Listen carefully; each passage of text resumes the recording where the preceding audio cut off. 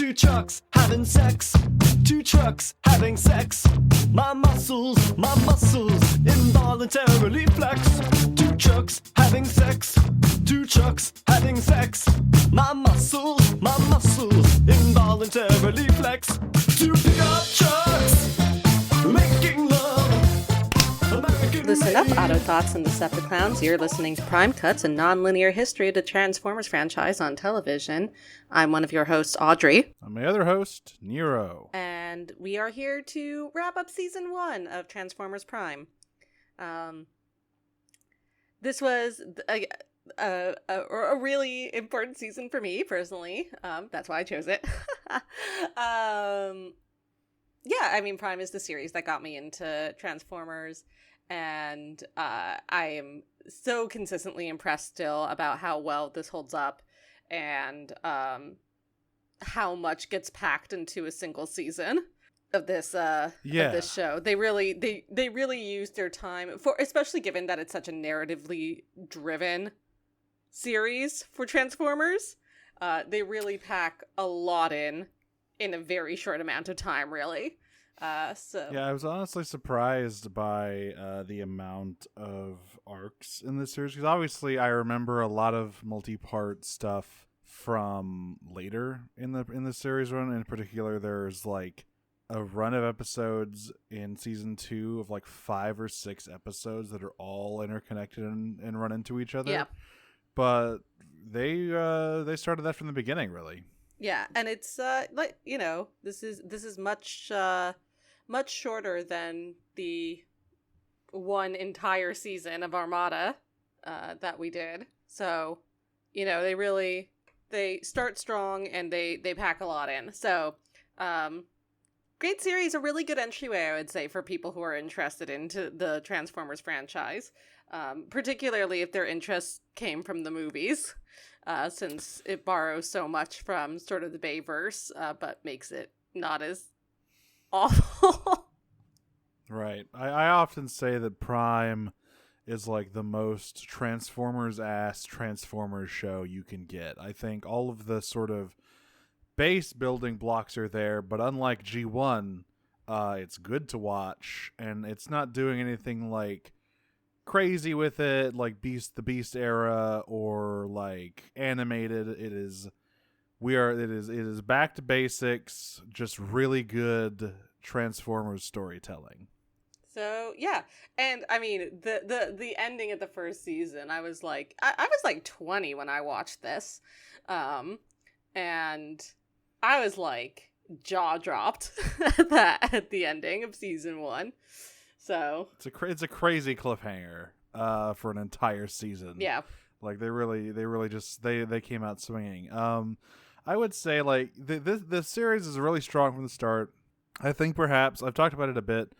The one area where Prime sort of struggles for a little bit, I think, is the animation, but not in a way that's like distracting. It's just clear except for that like, one Bulkhead clip. Except for Bulkhead running .mp4.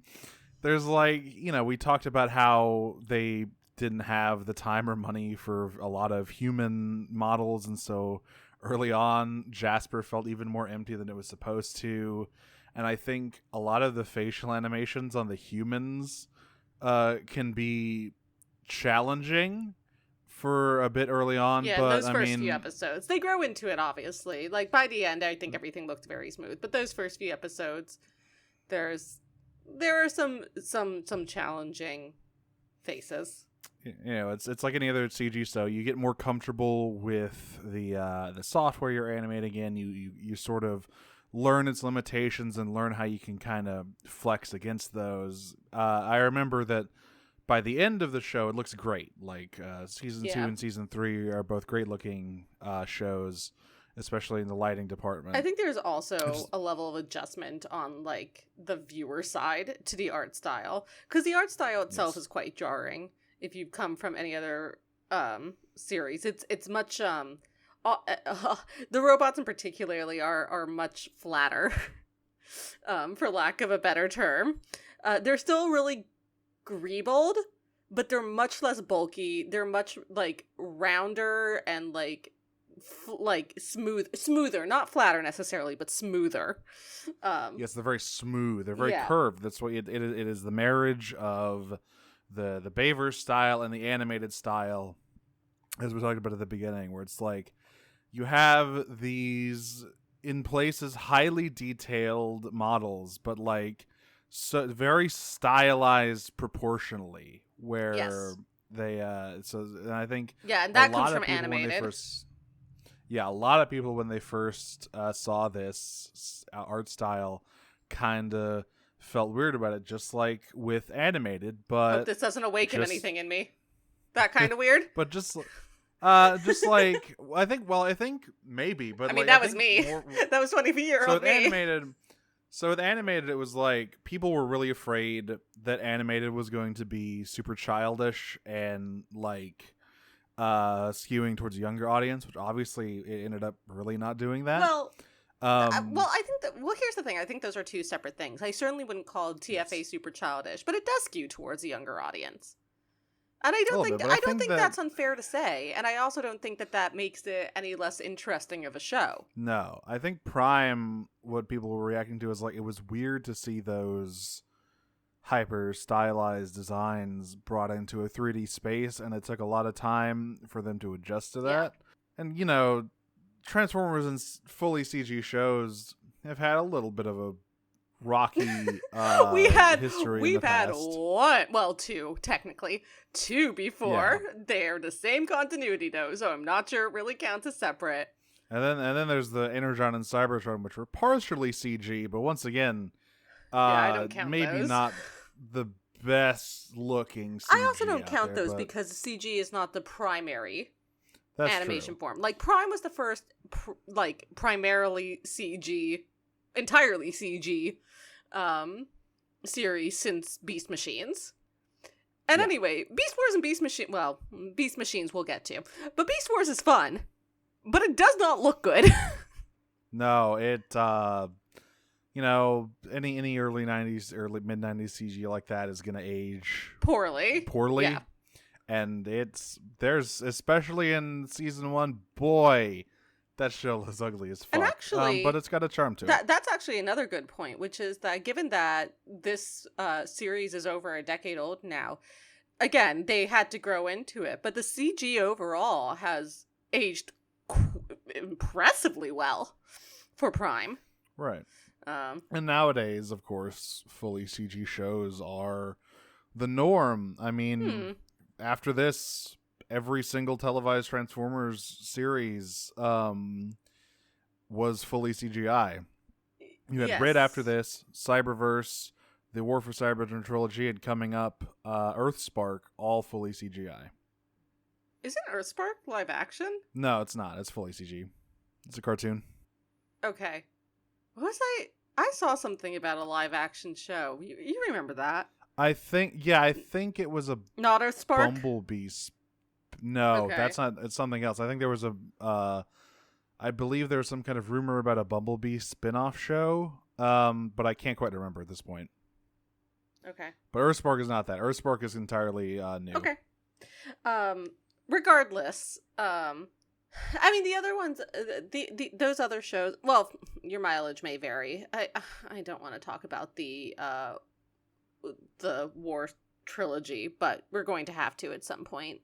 We have, I mean, it's those like are- that and Rid 2015 are ugly in like very different ways, but both equally unappealing visually to me. Yeah, but even those are like they are CGI, but they're not like what you think of when you say the word like 3D CGI.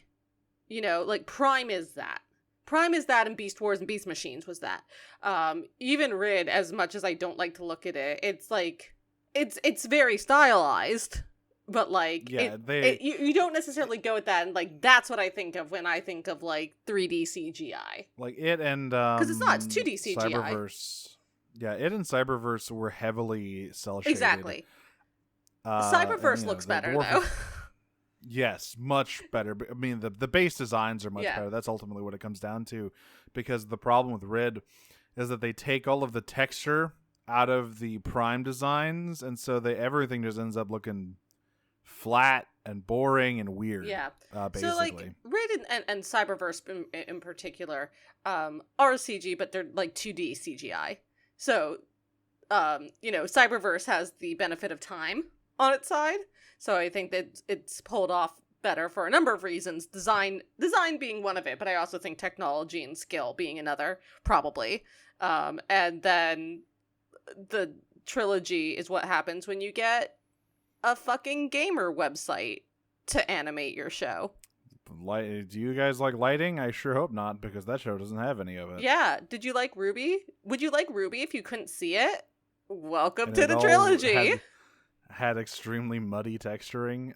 Yeah, we'll get there. But like, another thing I want to talk about with Prime is the sort of period it took place in with regards to Hasbro's approach to continuity, the whole Aligned project, because Prime launched alongside this video game and these novels, and all of them were like drastically different in a lot of ways, and yet we're supposed to be a part of the same unified vision of Transformers. And it was just a very, I think... Yeah, play War for and Fall of Cybertron and see if you can connect any of the characters there.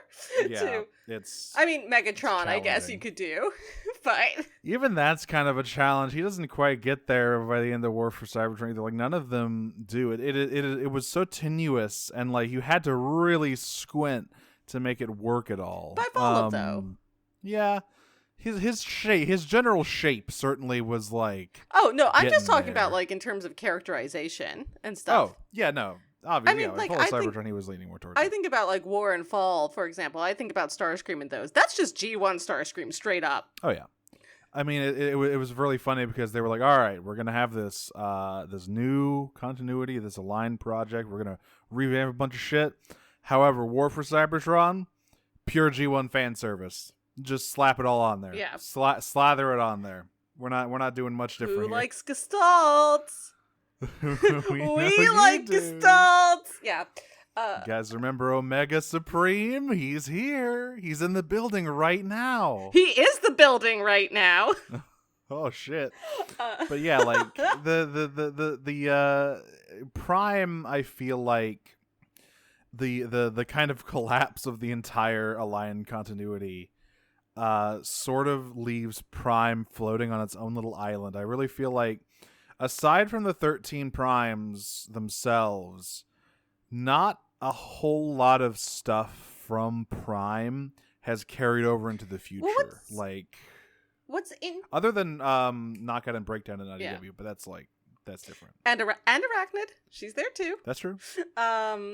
What I find interesting, actually, about the aligned continuity is that even though none of it was actually all that aligned at all, it was all pretty fucking good.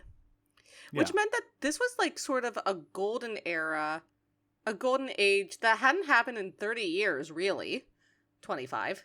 Of like really good new ideas for the Transformers franchise. Across different media. And a lot of it stuck, a lot of it didn't. But to sort of like have this time period that's like a complete renaissance, really, for the Transformers franchise. And it was happening while, Hasbro was going through a renaissance for other series as well, particularly My Little Pony. This was airing at the same time as Friendship is Magic.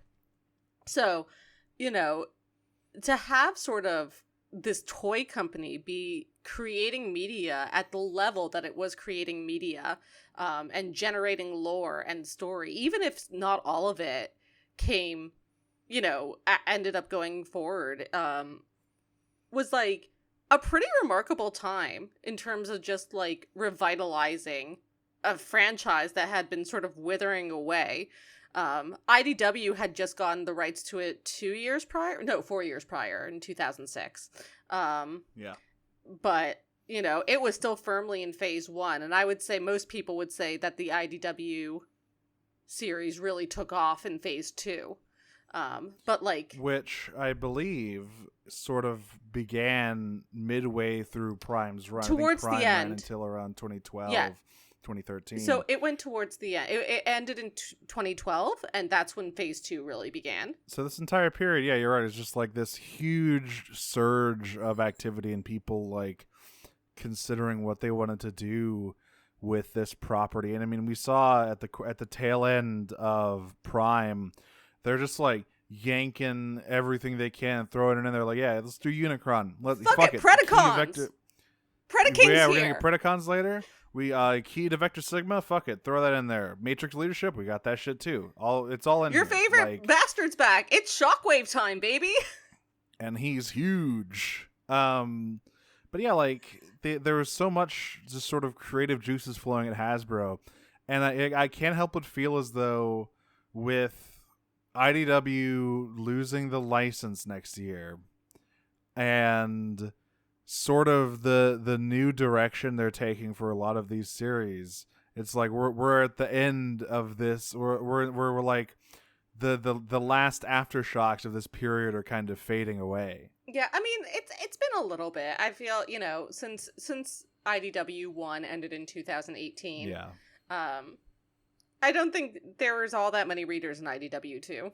That's probably. I mean, I certainly didn't stay on. No. I nothing really grabbed me, and I mean that's probably part of the reason why they're losing the license. Right. But it's like just the fact that IDW for so long have been the Transformers comics, like maybe even longer than Marvel was. I think they held the license for the longest. I'm not sure how long Marvel held it for. They held it for a long time. Marvel, UK. yeah, especially in the Yeah. UK. Yeah, so maybe in the UK, Marvel might give them a run for their money, but They over held here, it through like the entire Silver Age.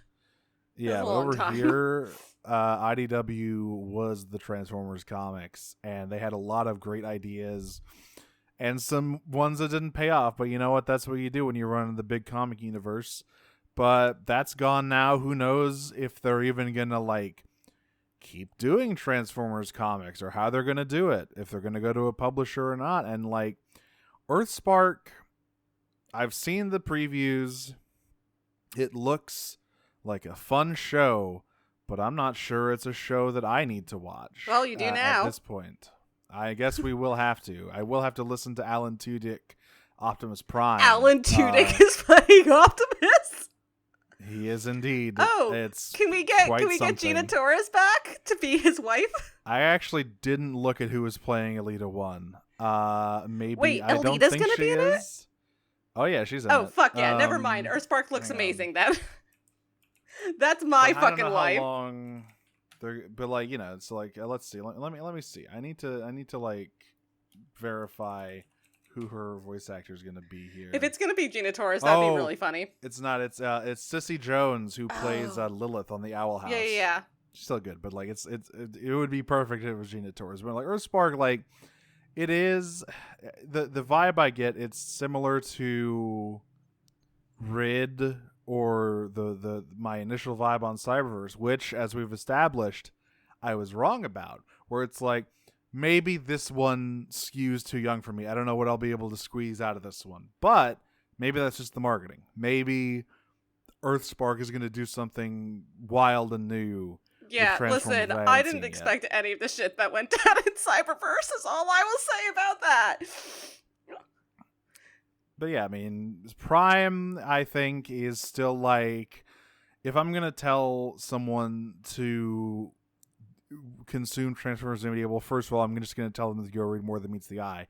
But if I'm going to tell them to watch a show, I'm probably going to suggest Prime first, even though animated is my favorite. Here's the thing. I would never suggest someone to go read More Than Meets the Eye without any prior experience with the Transformers franchise. I guess that's true. That's kind of throwing them in the deep end. Yeah. Maybe I go watch Prime, then read More Than Meets the Eye Lost Like Light. that's what I would do. I mean, I would do just read all of Phase 2, because I really do like Robots in Disguise / Transformers, and I also think that Robots in Disguise / Transformers is a better introduction to the franchise than More Than Meets the Eye is. Yes. But Prime still stands strong. It stands the test of time. But if someone was like, I want to get into Transformers, I have no experience with it whatsoever outside of like the Bayverse movie. Like I watched the 2007 movie and that's it. Prime is absolutely where I would tell them to start. It's breezy. It's got great characters. It's got good writing. It has compelling stories. Like it's got all you need to really grab you and can let you sink in. And it only gets better from here. Really, I think overall Prime Season just 2 keeps going up. Season 2 is a roller coaster. I mean, we're gonna get so much shit. I mean, I 2. talked about how much Prime put into just like the first 25 episodes of that was season 1. They do like double that in the same amount of time in season 2. It's insane the amount of time that happens. And then they get the shortened season 3, and that season is just that is a roller coaster for sure. That was a half-length season. Beast Hunters was. Yeah. So they went ham. As shows are wont to do when they get a shortened season. It's like, well, time to just do it all. I hope you like Predaking. I hope you like just a guy who's really big and turns into a sick dragon.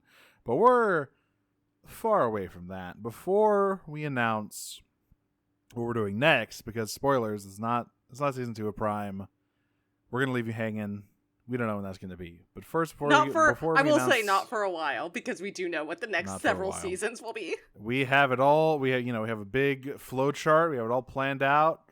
We have this sort of. But before we announce our next series, we have some. You'll never guess questions. it. You'll never guess it. You'll never guess it. Who could possibly predict? It's Nero's turn to choose, and you'll never guess what they choose. I'm picking Rid 2015. Get it out of the way early. So before we get into that, we got to talk. We have some questions here from the audience on this wrap up. Let me see here. So first of all, scrolling back, Cass Arachnid asked last week a question for the wrap up here. She asks, if you got the chance to pitch a Transformers cartoon, who would you choose for the Autobot team? Follow the roles provided or make it up. Leader, Young Gun, Grizzled Vet, the Tank, the Ninja, and the Turncoat. Okay. I like this because this is like, we're not locked in to having Optimus on this team. I would still choose we Optimus. Could get wild with it. Right. So we have Optimus as the leader. Yeah. This is, we want to have the big guy here. Young Gun, I mean, there's a lot of different like hot shot kid appeal characters, including Hot Shot. However, who it's been a while since we had a good Rodimus on TV. I want Rodimus to come back. But I think it would have to be Hot Rod. Well, just same difference. Yeah. No, like, okay. I just want. But if Optimus is the leader, then I think it has to be Hot Rod, which is fine. I think we need a Hot Rod. You know what I'm gonna say? I think we need Silverbolt. I want the aerial bots there. Okay. I guess Silverbolt is kind of a young gun. Oh, yeah. He absolutely is. That boy is 2 years old. He was born yesterday, and he is terrified of heights. Yep. Which is one of the funniest aspects of his character. I love Silverbolt so much. The aerial bots are my funny little guys, but Silverbolt is my funniest little guy. He's trying his best, but, it's hard out here for an agoraphobic jet. I have read so many fic where, like, the elite try and go against the aerial bots, and, like, Skywarp's been like, Starscream, can we just, like, not? They're babies. I feel bad. See, that's what I would put on Thundercracker. I feel like Skywarp has always been the mean one. He's a prankster, but I don't necessarily think he's mean. But, like, his Skywarp and Thundercracker both just being like, they are literal children. We can't do this, Starscream. Yeah. Okay, let's just collectively put the aerial bots as the young guns here. So, like... Sure, yeah. Get the whole team in there. Get Superion. Yeah, fuck it. Is like... Let's go. He's so strong... But they're so inexperienced, and they're kind of unreliable, but they're trying their best. What do you think is the best Decepticon gestalt to go up against Superion? I mean, the classic matchup is always Devastator, right? But best, I think what you need is I think Predaking. I think Because Menasor. right, because I mean it depends because like I feel if you want to play up the raw strength, you get like Devastator or Bruticus, because a lot of the gestalts Yeah. not I exactly like Menasor stable. over Bruticus. Yes, I think Menasor or Bruticus is interesting, but the thing about Predaking is also like Predaking is the one that I always feel is like the most put together and aligned with their goals. So Predaking is like he's a well-oiled killing machine.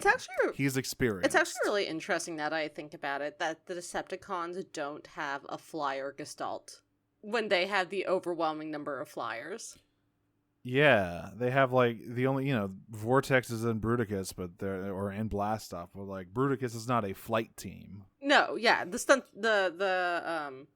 Combaticons are not a stunt team or not a flight team. I never really thought about that. But yeah, I think Menasor is I think a good one to go up against because he's just such like the Stunticons suck so bad. You know what I mean? And Motor Master's there. Like, what are you gonna do against that? I think that would be good foils. Yeah. So Grizzled Vet, Grimlock. Give me more Grimlock. But okay, you're gonna do Grimlock without the rest of the Dinobots though? Maybe that's why he's grizzled. Swoop died? Maybe something happened, Like I think Grimlock it's been a while since we had a good I guess I haven't Cyber's Grimlock seems alright, but when I think of the latest batch of Grimlocks, I think of Rid 2015 Grimlock, who is fine. Not Grimlock though. I don't know who that is. That's a different guy. My choice for Grizzled Vet is Perceptor. Oh, that's very interesting. I like that angle on his character. Listen, if we can get a Ratchet that's like the Ratchet in Prime, then we can get an IDW sort of Perceptor in whatever show we're making up. The tank. I miss Ironhide, honestly. I do miss Ironhide. Ironhide has not been featured in one of these shows, really, as a main character since G1. Yeah, he was almost an animated, but for some reason he was the one movie character they didn't fucking shove in there. And I have to be clear, Ironhide is either third or fourth in command, depending on what command structure you go by. It's either him or Jazz. Yeah. He's an incredibly important character in the G1 cartoon. And he, just hasn't been present in a cartoon for a long time. So my vote for Tank absolutely is Ironhide. And actually, he can do double duty as a grizzled veteran as well. Yeah. The ninja, I mean, we did bring up Jazz. Animated Jazz is very ninja-esque. But, I mean, let's see. I mean, Mirage.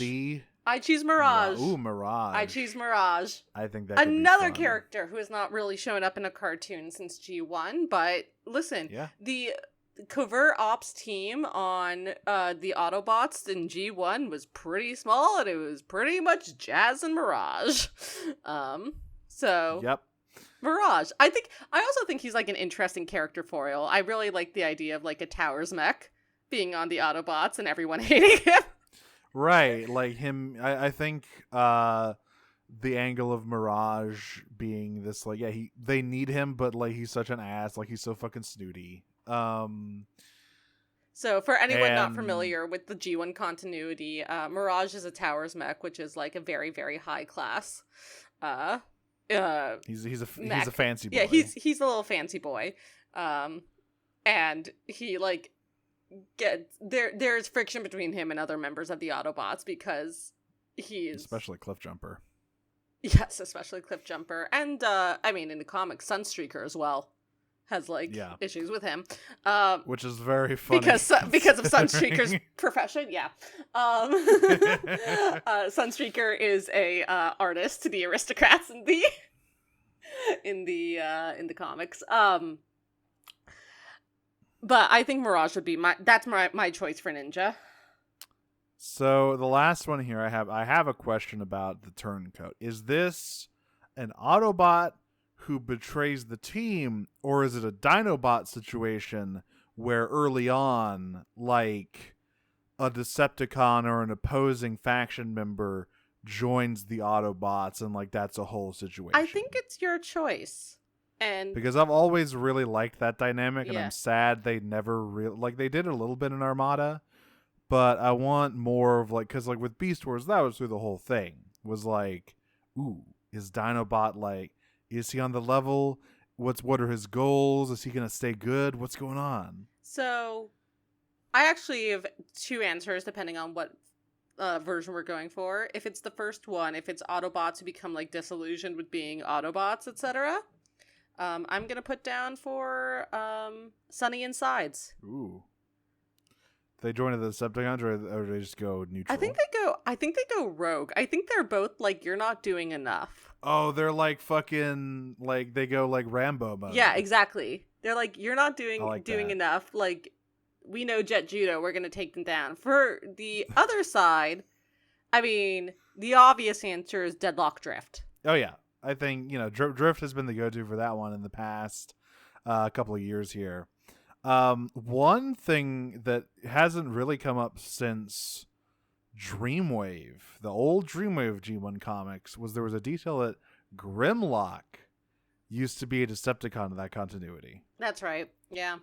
And I think that's very, like, if we get him in here early on, and we have that classic butting heads with Optimus and their leadership styles, is what I really like. I do love Grimlock. Give me some more Grimlock. I gotta have me some more Grimlock in here. It's been too long. Age of Extinction, huge disappointment for anyone who wanted to see Grimlock. He ain't in that movie, unless you wanted to see him as just a mindless T-Rex, in which case he is. I guess he is for about 20 minutes. But regardless, yeah, I think I saw the. Yeah, so I think those are our roles. I think that could be a great show. That could be an amazing show. Hasbro, we're lines are open. Call us anytime. We're glad to take your calls, Hasbro. Yeah, hire me. One I wanted to cover this one because we missed this on our last episode, but Robinus Prime sent in a late question. Who do you think is most likely to be a VTuber? Bumblebee. Hard mode, who's a wholesome art VTuber, a spicy risque VTuber, or part of a VTuber idol group? Bumblebee does like Bob Ross painting. Not Knockout. Knockout is the risky. Yep, exactly. Uh-huh. And Bulkhead is part of a VTuber idol group with Miko, and they're like baby metal. Yes. Oh, yes, that's perfect. Oh my god. Okay, yeah, we got it into one. All right, on to the questions here. I'm very from our smart. Question post. You are so smart. Your brain is just gigantic. Like my meat. All right, on to our questions here from the post. Proper Casarachnid opens up with, what are your thoughts on the prevalence of Dark Energon in the Aligned continuity? One thing I forgot to mention when we were talking about stuff that's never brought back. Dark Energon is basically an Aligned exclusive.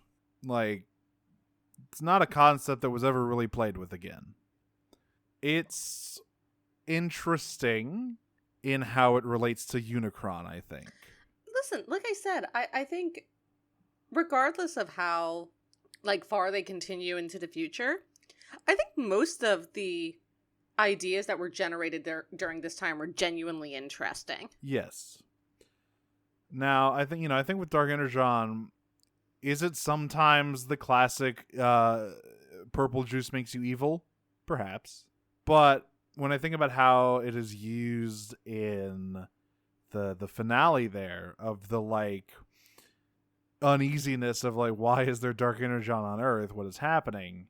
I think that's really good. Just sort of this seed of corruption stemming from Unicron and like infecting everything, and like how, like, yeah, guess what? I mean, Earth is sort of a product of chaos, quite literally, the embodiment of it. Having the Earth be a literal Eucharist is like galaxy brained. Yeah, I think that, like, I think purple evil juice was kind of in vogue around this time, because like it was a classic trope in a lot of things. I always especially think of World of Warcraft, where people are always drinking evil juice that's purple and it makes them evil.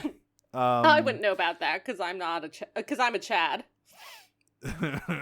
I only know through osmosis, but it's like the one thing I know. It's like I literally have never played WoW in my life because I'm a Chad. And the Final Fantasy 14, which I have much more experience with. Purple crystals, bad news in that game. So like purple as the color of evil, put against blue the color of good. Like it's there. I think we talked about this a little bit early on. When we were like doing our episode 0 for this entire podcast. But like the idea that like purple's the bad color in the Transformers universe and red is the good color is like very uncommon. Red's never the good color, but That's here. True. Yeah, it's interesting. I do like, Dark Energon. It's a little bit corny, but I like how they use it a lot of the time. And I think its prevalence kind of lessened as Prime went on and we got other stuff going on. I think we had other shit to worry about. Listen, I think that Dark Energon plays a very specific and like purposeful. It's not like employed willy-nilly. It's not a like MacGuffin or whatever. You know what I mean? Like, and in a series full to bursting with MacGuffins, I feel like Dark Energon is never reduced to that. It's not. Like, whenever it is used, it's very purposeful and very, very, like, thoughtfully done. It plays very specific roles. Its place in the lore of Prime and beyond that, I guess the Aligned Universe, is fairly important and also a creative way of reinvigorating a character that hadn't really had any part of the franchise since Orson Welles died after playing him. Well, I don't know. He was in Armada Energon quite a lot. But I guess that is really more like that's still just G1 Unicron. It's just it was shades of G1. Yeah, Unicron. I mean, they didn't really do much different with him. This is really like a reinventing of the character, and again, this is stuff that we saw for years to come afterwards. Again, the last Bayverse movie was hinting at this exact plot at the end of it. It was like the last thing you see in The Last Night. Spoiler alert for The Last Night, the hit movie from 2016 or whatever that everyone wants to see, is you see one of Unicron's horns sticking out from a beach, and like the implication is he's Earth. So like whatever the next movie is going to be in that continuity, it's going to be about Unicron being Earth, as established by this series. The one idea that carried forward from the Aligned continuity is like, hey, it's pretty cool if Unicron is Earth. We should do that again. And besides that, and I think it also makes for very interesting character moments, particularly in the finale with Megatron, who is constantly battling between his sense of grandeur in the bigger scheme of destiny versus his desire for complete self-agency. And we really get to see that come to a head in the finale, where he is like really willing to go a full hog on like worshiping Unicron, and then Unicron says one mean thing to him, and he's like, "Fuck gods." I don't need him. Next up here from Daphnis. If it were up to you, would you change the bots assigned to the kids, or do you think the arrangement is fine as is? If you would change anything, which bot would you pick for the kids in question? You can bring in Cybertronians from other continuities if you want. I mean, we don't need to go there. I think they hit the balance perfectly right. The dynamics are good. I really like the dynamics. The only thing I might change is Bulkhead for a more recognizable. Right. I mean, Bulkhead was, again, when Prime came out, Bulkhead had played a significant role in animated, so they were going off of that. But like, you'll know from like Cass's earlier question that I missed the G1 crew. You wish he was Ironhide. I think Ironhide could have been a lot of fun. I think like Blaster and Miko could have been an interesting combination. Oh god, Ratchet would just leave. He wouldn't be able to handle that. I mean, I say Ironhide because Ironhide is who Bulkhead literally replaced in animated. True, yeah. So like he would be perfect to slot right in there. Almost no changes to his character, really. Yeah. The other thing that I might do, I do think it would be interesting if we had, rather than Bumblebee I really like Bumblebee as part of the team, but I wonder if instead of him being like Raph's partner, if we had someone like G1 Wheeljack or Perceptor. Like another scientist. Yeah. Yeah. Like, I think that could have been really interesting as well. Someone who was able to, like, or even just, like, if it was, like, if Bumblebee was there, but, like, Ratchet was Raph's partner. That would be interesting. You know? And I feel like almost they have, like, shared custody or whatever, because, yeah, Bumblebee hangs out with Raph a lot, but I feel like Ratchet and Raph also have a bond that is explored later on and kind of starts to form in One Shall Fall when he almost dies. Yeah, which is why I think I'm saying this, right? Because, I mean, Yeah. it's for a number of reasons, but, I mean, his partner is Bumblebee. So maybe if it was just, like, his partner was Ratchet, but Bumblebee was, like, the extra one. And I think that could have worked as well, especially coming off the 2007 movie.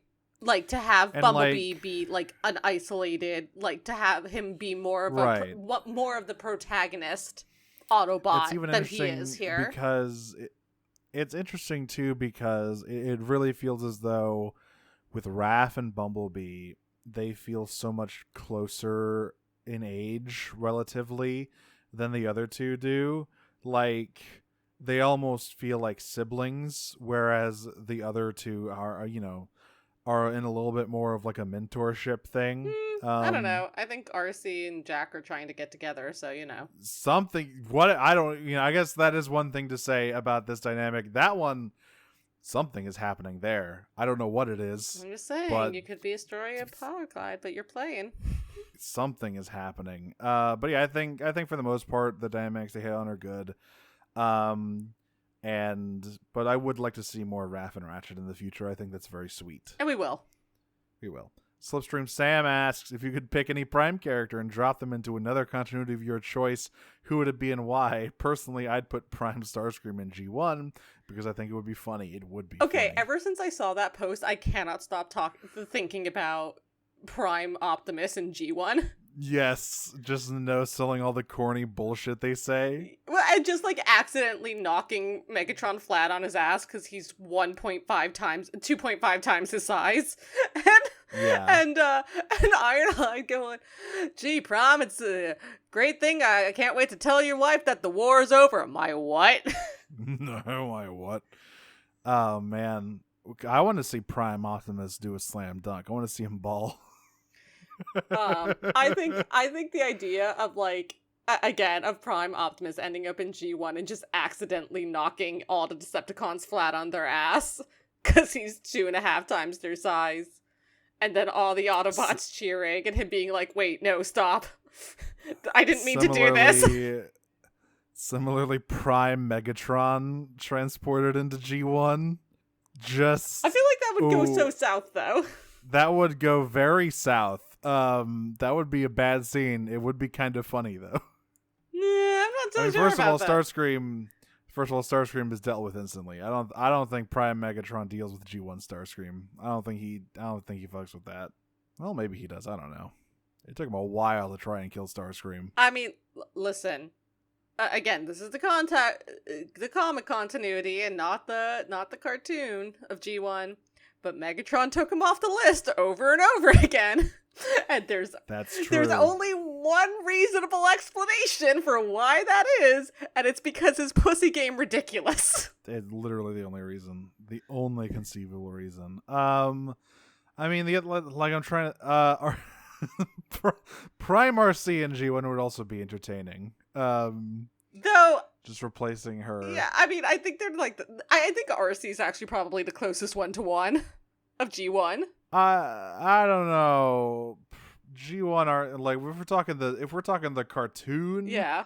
Obviously IDWRC is a different beast altogether. Yeah, I'm not going to talk about IDWRC. That is a very close one-to-one in terms of incredible violence potential. But cartoon RC definitely not the same vibes as Prime RC, I would say. I just think that would be very funny. I would love to Let's see here. Prime RC stealing from Shockwave on the moon. Yep. Perfect. Just slip right in there. Here we go. So, cue the music. It's that time of the season, folks. That's right. It's the Cliffjumper Memorial Awards for doing a bad job. Give us your nominations for the following categories. This is from a Dark Oral Energon, by the way. So the categories are Strangest Plan, Biggest Starscream Epic Fail, Worst Child Endangerment, Least Good Episode, Weirdest Animation, Best Cliffjumper Moment, and the most memorable Decepticon who was brutally murdered in their debut episode. Okay. Strangest plan, I think, has to go to Starscream's G1 ass plan of melting the polar ice caps. Yeah, that one really stands out as like, what is even happening here? Like, I mean, again, wasn't that like a bad plan? It was to get like towards Energon, but it was also just so convoluted. Like, stealing a fucking lens from a telescope is such a G1 ass From thing Hawaii, to do. from the Hawaii Observatory. Yeah, it's like, what is happening here? Like, literally, that episode is just like they're just doing a G1 plot for 20% of it. It's amazing. That is definitely the strangest plan that comes to mind, because like all the other strange things, they weren't really plans. Like Knockout being into street racing just kind of accidentally brought him into contact with Bumblebee. Yeah. It wasn't his plan. It just like his Thursday night just kind of got ruined. Biggest Starscream epic fail. Considering track records of other Starscreams, Prime Starscream does not generally have so many epic fails. However, I would like to nominate his attempt to reanimate Skyquake, where he jabbed himself with Dark Energon and immediately got his arm shot off. That's pretty bad. I think mine is failing to kill Megatron when he is literally prone and unconscious.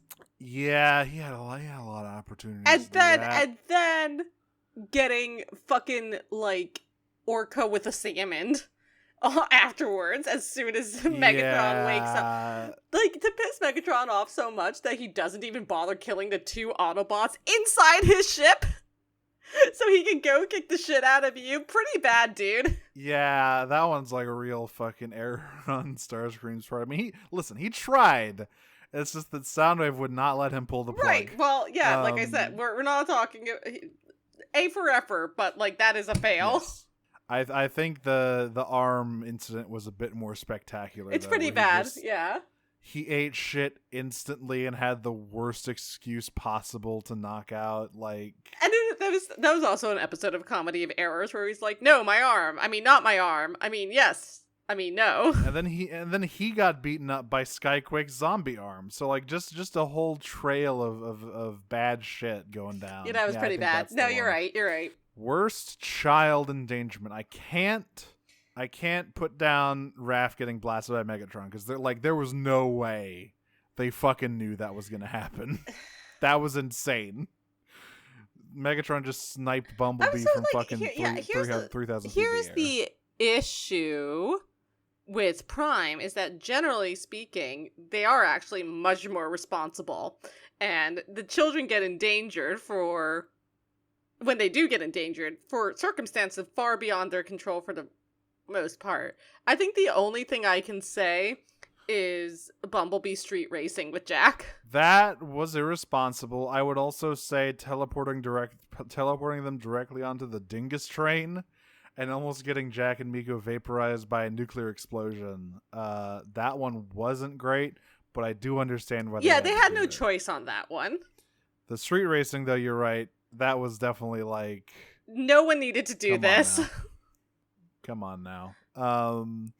That's the only one where it's like either circumstances required it or shit just happened on accident. Like, I mean, Predatory, that was supposed to be a routine inspection. Exactly. The Rock Bottom, that was like, oh, we're just checking out a cave, and then oops, right. Starscream and Megatron are here. Like, all of those were kind of accidental. But the street racing, bad decisions all around, really.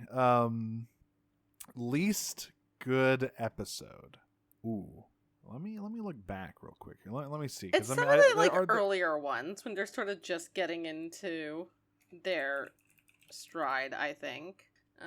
It's like, yeah, I mean, I can't really think of one that like leaps out to me as this one was kind of subpar. I'm looking at the list now. Yeah, I mean, it's probably some random mid part of Darkness Rising. I don't know. Part 2. Like everything else is fairly solid, I think. I didn't really have many complaints with stuff like this. I guess Yeah. I guess my vote would maybe be for like Deus Ex Machina. Yeah, that one wasn't spectacular, I guess. Like it wasn't terrible, but like I mean, it did introduce Knockout happened. and Breakdown though. No, I think they entered earlier, didn't they? Didn't they enter No, on Con Job? Oh, you're right. Yeah, no, they did indeed debut in. So Deus maybe Ex it's Machina, Con yeah. Job actually. No, that's the one with Wheeljack in it. That one's cool. That one's fucking cool. Really? I'm about it. Yeah, I don't know. Like, I can't really think of one. There's a few ones where I'm like, but all of them are in the earlier part of the season. None of them are in like the last 2/3 of the season. It's basically all bangers. My vote would either be for like Con Job or like one of the Darkness Risings, probably. My gut says part 2. I think that it's it's like, yeah, nothing much happens there. Sure. Here we go. Weirdest animation. I mean, we already discussed Bulkhead running out. I mean, but that's it. That is it. Yeah, it's it. What the fuck is happening there? What is going on? Just beautiful. Best cliff jumper moment when he talked about pranking that cop. That was good. I like that. When Starscream ripped his spark out. Shoved his hand into his ribcage.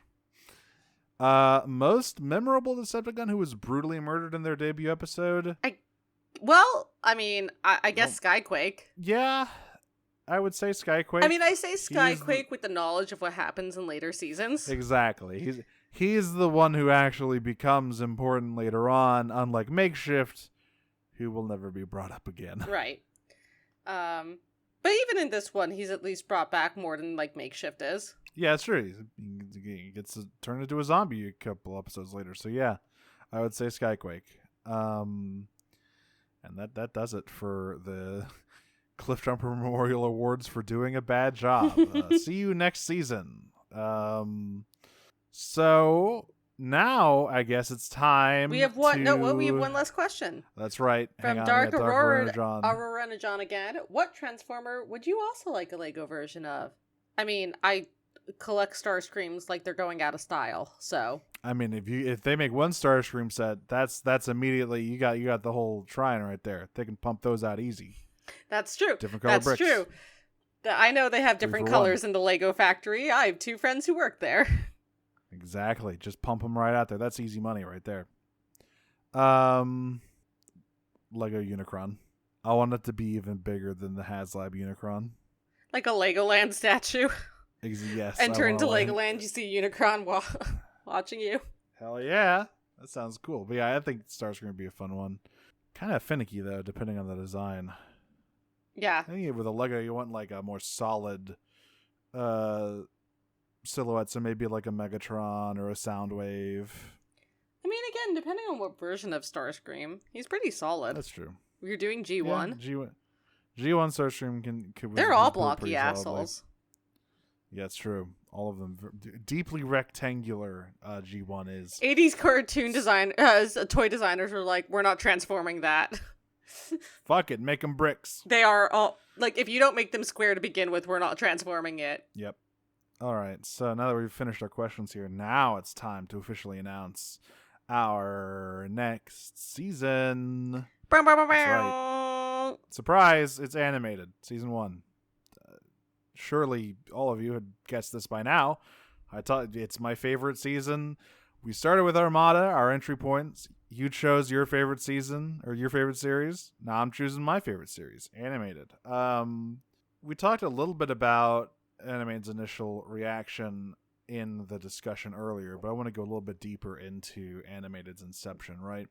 Because it's fascinating. This was the first series to launch after the absolutely insane explosion after the 2007 movie. Transformers was huge again. Like, this wasn't some fucking anime you could just shove out the door and haphazardly dub. This was a follow-up to a blockbuster film, the next incarnation of a global franchise now.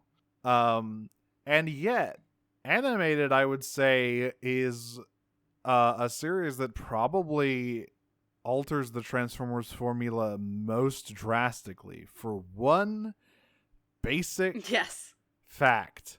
Animated is the rare Transformers series that takes place after the war. It's done.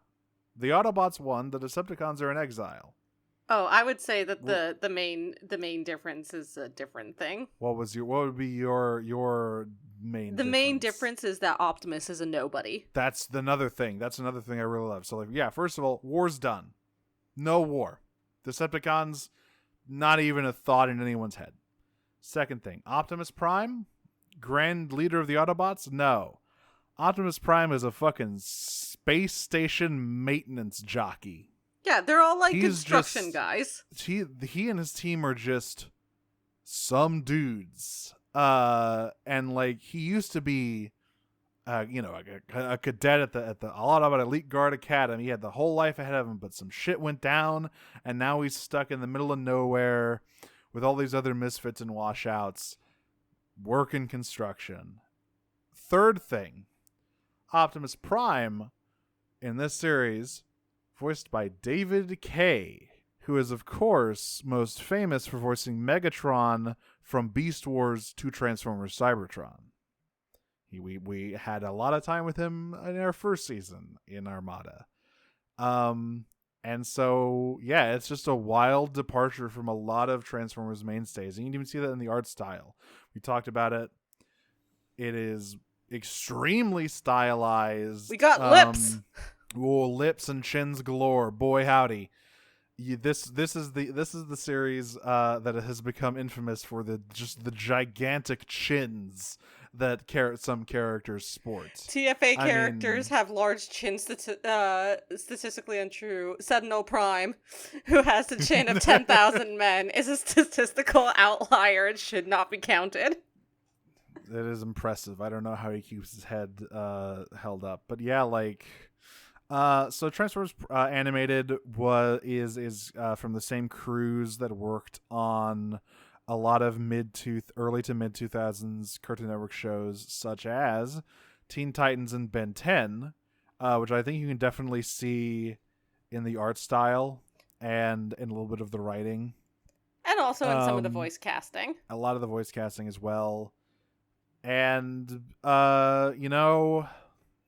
Transformers Animated has the sad story of it was shuttered without fanfare in preparation for Revenge of the Fallen. Season 3, there was an entire 4th season planned, but Season 3 was just sort of tossed out there and said, all right, that's it, we're done. On to the next thing. And, it's interesting, right? Because Transformers Animated, when it was launched, I talked about how I was like... Transformers Animated Armada was my first series. Cybertron was the first series I really watched. Animated was the first series around that time where I was like on forums and talking to other fans and like seeing what other fans thought about stuff more often. And the initial gut reaction to Transformers Animated was highly negative, I would say. People did not like the super stylized art style that they saw. As I said, they were afraid it would be super juvenile. It would be like baby shit, right? They basically thought it would be fucking Rescue Bots, which it kind of is a more fleshed out adult Rescue Bots. It does skew younger, but I have such an issue with this because these are the same assholes who are watching Friendship is Magic and being like, this is this is peak TV. This is a cultural phenomenon for all ages. It's like, no, it's not. It's skewed towards younger audiences. That doesn't mean you can't enjoy it as an adult. Like, absolutely you can, but like, it's like one of the, it's skewed toward younger audiences, but there's stuff in there you can grab onto, and like, oh, there's stuff in there that I can get into too. It's like, yeah, animated is the same way. There's a lot of goofy kids shit in there, but also a lot of good character writing, a lot of good world building. Some fairly dark shit happens in animated, I would say. Sometimes you just can't die. Sometimes you just get killed over a 1 minute 30-second montage for like 12 times. They keep killing Starscream. It's the best thing in the world. But yeah, like, so animated, it's a hell of a show. I guess we can talk a little bit about the kind of voice cast here, because there's some fascinating choices. So I already said David K. Optimus Prime. Bulkhead, the sort of inception of Bulkhead as a character as he exists today. The name technically existed before animated, but like in the way that Knockout existed before. Yeah, Prime. He was just like this is where Bulkhead's character was truly born, voiced by Bill Fagerbakke, Patrick Starr, who is joined by his best friend. That's right, on the enemy team, Starscream, voiced by Tom Kenny, who is his Starscream is such a delight. He really, like, his Starscream leans the most towards Chris Latta Starscream of any Starscream that has come since G1. He has the drama. He has the sort of screechiness. He's a bit more sardonic, I would say. Yes. There's a lot. He's also more competent. Yeah. But still kind of pathetic. But, yes. Well, again, sometimes you just can't die. But there's he's like a drier version of G1 Starscream. Well, so on here, so we have Corey Burton, who is no stranger to the Transformers franchise, pulling double duty as Ratchet, who once again, I feel as though this version of Ratchet kind of helped kind of inform the character moving forward, because he had been in the IDW comics a little bit before this show came out, but they as they went on, they kind of adopted in this like older, cranky, crotchety character type. Whoa, into cut Ratchet. be upon thee. He also voices Megatron in this series, one of the most like manipulative and understated Megatrons we've ever had. I really, really like this animated Megatron. Animated Megatron is, I would say, by far the most intellectual. Yes, he is like of the Megatrons. He's got a lot going on. He is not the fucking, shark-toothed, devil worshipping nightmare man of Transformers Prime, nor is he the arch villain of Armada. He is a different beast. And it's also really interesting because since Optimus is a nobody, Megatron doesn't care about him. Yeah, Megatron doesn't even know his name. Yeah, he's like, who are you? Whatever. So to have this like really like intellectual sort of like super villain, in sort of like a classic sense, who like just doesn't give a shit about any of the main characters is like really, really interesting. Yeah. And then filling out the main Autobot cast, we have Bumblebee, obviously. He was originally going to be Hotshot, but the movie made sure that did not happen. Bumblebee is voiced by Bumper Robinson. Another, like, all of these guys are like around this time they were working all over the place in animation. These are like the crop of like late 2000s voice actors. Prowl, voiced by Jeff Bennett here, and so on the Decepticon side, to fill it out, we have Lugnut, also voiced by David K. Blitzwing, one of the most outrageous takes on his character ever, I would say, voiced by Bumper Robinson in a beautiful Arnold Schwarzenegger impression. Well, only 1/3 of the time, actually. Blitzwing? Well, you'll understand why I said that once we get to him. And Black Arachnia, played by Cree Summer. Cree Summer, who has played every black female character in animation for, at this point, when she got the role, probably 20 years. Oh, yeah. Starting with Susie Carmichael and Rugrats. And, obviously you may say, well, weird. Black Arachnia that's a Beast Wars character. Yeah, there's a lot of other influences going into animated. It's a big old melting pot of stuff. But that isn't the only thing that, so we have our cast here, our central cast. The human side is also interesting because animated is set in like near-ish future Detroit, where as a result of events in the opening episode, it has gone from the automotive capital of the world to the robotics capital of the world, and all of this is led by Professor Isaac Sumdac, voiced by Tom Kenny in a performance that I don't think they could get away with today. Yeah, it's not ideal.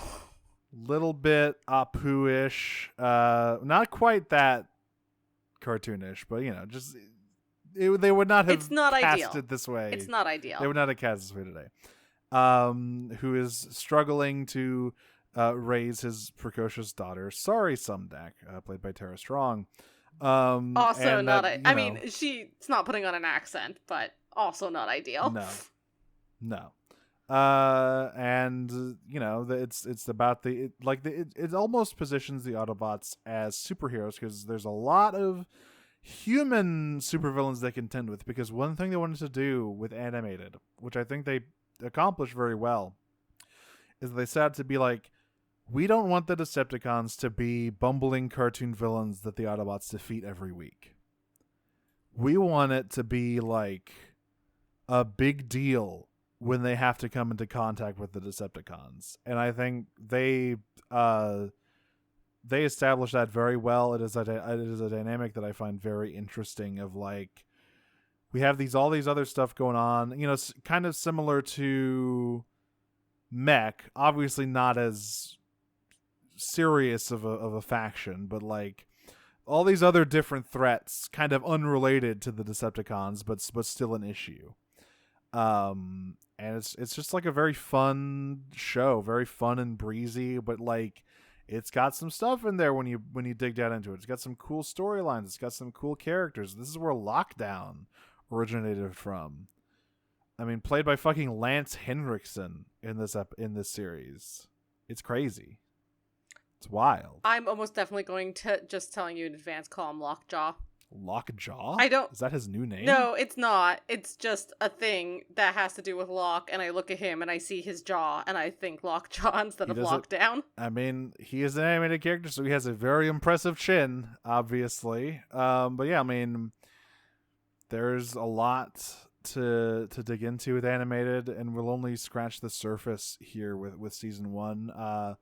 This is a shorter season. It's only 13 episodes. So we're going to breeze right through it kind of, but it's going to be a fun ride, I think. Yeah, it'll be good. So I guess next time we're going to open up with the feature-length premiere. The first 3 episodes of Transformers Animated were presented as a feature-length episode on Cartoon Network called Transform and Roll Out. So we're going to be covering that not next week. So we are going to be on break this week when you guys are actually listening to this.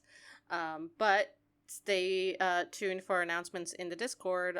Sometime this week we will be streaming the 2007 movie. Do you like to see Bumblebee pissing on John Turturro? Do you like to see Megan Fox's tits? Great news for all of you in there. The movie will deliver. You will be pleased. If you're not looking for that, it's fine. It's all right. Are you looking for black-coated characters to get ripped limb from limb? No? All right. Well, too bad. But yeah, so, next time we will be starting Transformers Animated. Stay tuned. Keep a lookout for the announcement on the Discord. I don't know if I'm going to stream it yet, but I'll figure it out. So I guess now... Since we did it Friday last time, I imagine it'll probably be Friday again, but we'll see. We'll see. Who knows what'll happen. Maybe my house will explode. It's impossible to say in these crazy times. Uh-huh. Anyway, we've been Prime Cuts. We've been Prime Cuts. You can follow us on Twitter at PrimeCutsPod. I'm Nero. You can find me on Twitter at Dragon Smoocher. You can find all of my other podcasts, which hopefully won't be interrupted by my house exploding. You never know. It's crazy times out here. You can find them. So I got my Final Fantasy 14 podcast with my friend Jane. That is Radio Free Heidelin at Heidelin Radio. Coming up on halfway through A Realm Reborn, roughly. We're getting through it. We're getting through there. It's kind of rough, but it's interesting to look back on. I also did a She-Ra podcast with her. That is at Podcast of Power on Twitter. She-Ra 2018, obviously. And I am on Disney Minus sometimes. I've been absent the past couple of times due to scheduling stuff, but unfortunately, I will be returning for the new Chip and Dale Rescue Rangers movie. Oh, shit. So, great. You know, Roger Rabbit is currently the top of my list of ranked Disney films. So surely this will be second place. It's going to be great. I bet. That's at Disney Minus Pod. Bet. That's me. I'm Audrey. You can find me on Tumblr and Twitter at Optimum on Prime. That's my funny robot internet joke. You can also listen to the other podcast I do. It's called Pod of Greed. You can find it on Twitter at Pod of Greedcast. It's about Yu-Gi-Oh! We are on break right now for between seasons 3 and 4 of GX. We're going to return to school in September like everyone else. But we are producing Patreon content in the meantime. We did another episode of Krugio this week where we did Fast 5. That's a good time. And I'm also going to shout out the Moonshot Podcast Network, where I will be playing Lisa in a live read of a table read of Mamma Mia. So which is very funny because I'm playing the tall bridesmaid opposite my co-castmate, who I think could bench press me probably. So that's interesting, but it'll be a really good time. And that will probably be coming out sometime in September. But go follow Moonshot for updates on that. And you can find this podcast and the other podcast that I do, Pot of Greed, on Noisepace, which you can find at noisepace.xyz. And you can, at Noisepace, find all the descriptions of our episodes, where you can find a link to our Discord, which you should join, so you can go watch the 2007 movie with us this week.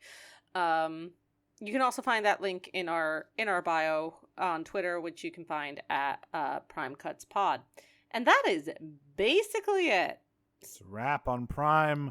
So until next time, I am going to spend way too much money simping over Knockout's V2 Persona Transform and Rollout. I am going to forget my name and the last years of my life and transport into a new cartoonish reality, Transform and Roll Out. Peach.